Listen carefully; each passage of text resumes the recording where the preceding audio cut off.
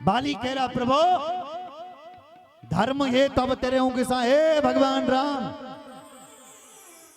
मैंने ऐसा सुना था कि तुम्हारा जन्म धर्म की रक्षा करने के लिए हुआ है, लेकिन हे श्री राम ये कहां का धर्म है कि तुमने मुझे छिप करके मारा है? ये कहां का धर्म है? मैं बैरी सुग्रीव प्यारा, अब गुण कवन नाथ मोहि मारा। हे प्रभु ये कहां का तुम्हारा न्याय है कि मैं बैरी और सुग्रीव प्यारा हो गया? सुना है कि तुम धर्म की रक्षा करने के लिए हुआ है, ये हो। भगवान बोले बाली मुझे धर्म सिखा रहा है मुझे? ए अधर्मी, जब तूने अपनी छोटे भाई की पत्नी को अपनी पत्नी बनाया तब तुझे क्या धर्म याद नहीं आया? अनुज वधु भगनी सुतचारी सुन सठ कन्या समय चारी।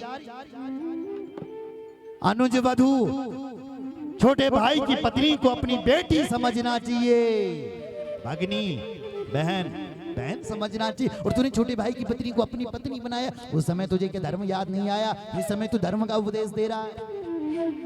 इन्हीं कुदृष्टि विलोक ही जाई बात ताहि बाधे कछु पाप न होई।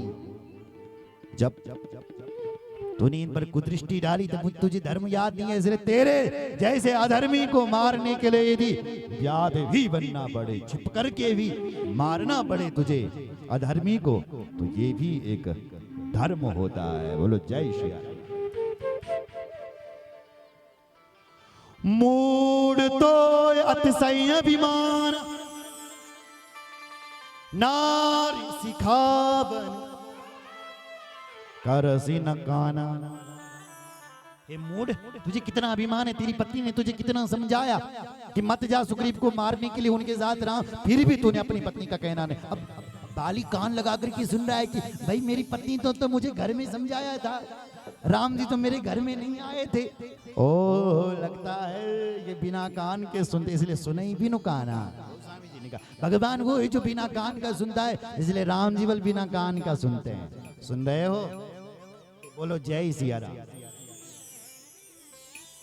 मम मुझे बड़ा स्थिति जानी मार चाह अधम अभिमानी। मेरा आश्रित सुग्रीव को तू मारना चाहता है? छोड़ बाली, मैं तुझे जीवित कर दूंगा। क्या तू जीवित होना चाहता है? बोल। तो बाली ने कहा प्रभु नहीं नहीं नहीं नहीं, अब मैं जीवित नहीं होना चाहता हूं। एक बात पूछना चाहता हूं। बोले पूछो। बोले यदि मैं पापी होता ना तो तुम्हारे सामने प्राण कैसे त्यागता, वो तुम्हारे हाथों से कैसे मरता? प्रभु मुझे लग रहा है कि मैं पापी नहीं हूं, क्योंकि मेरे सामने राम है, और जिसके सामने मरते समय राम आ जाते हैं वो पापी नहीं हो सकता। क्योंकि बड़े बड़े जो संत हैं यम नियम प्राणायाम प्रत्याहार धारणा ध्यान समाधि योग के 10 अंग है। योग तपस्या करते हैं, धारणा करते हैं, भगवान का ध्यान करते हैं, तपते हैं, राख लगा करते हैं, तब भी उनको मरते समय उनके मुख से राम नहीं निकलता है। मैं कितना भाग्यशाली हूं कि मेरे सामने मैं तब प्राण त्याग रहा हूं, मेरे सामने राम है, मुझे राम का दर्शन हो रहा है। बड़े बड़े योगी मरते समय राम का नाम नहीं ले पाते, हम तो भाग्यशाली।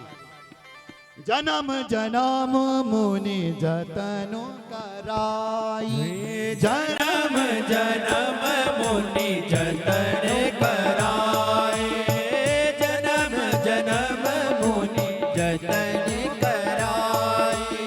अंत राम कहीं भगवत नाही, अंत राम कहीं रावण आई, अंत राम आवत नाही, अंत राम कहीं आवत नाही।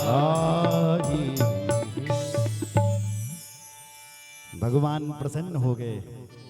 क्या चाहता है? बोले प्रभु प्राण त्याग रहा हूं, एक विनती है क्या? बोले मेरा पुत्र जो अंगद है ना, अब मुझे पता मैं प्राण त्याग दूंगा तो ये सुग्रीव मेरे बेटे को जिंदा नहीं छोड़ेगा अंगद, इसलिए प्रभु इसको आपके चरणों में दे रहा हूं। अंगद जी को भगवान के चरणों में दे दिया। अब उसकी पत्नी तारा विलाप करती हुई भागी, नाना विधि विलाप कर तारा, छोटे केस न देह संभाला। ताला विलाप करती हुई भागी और भगवान ने उस तारा को एक चौपाई में समझा दिया। बस पानी को विराम दे रहा हूं। तारा बिकल देखी रघुराया, दीन ज्ञान हरि लीनी माया,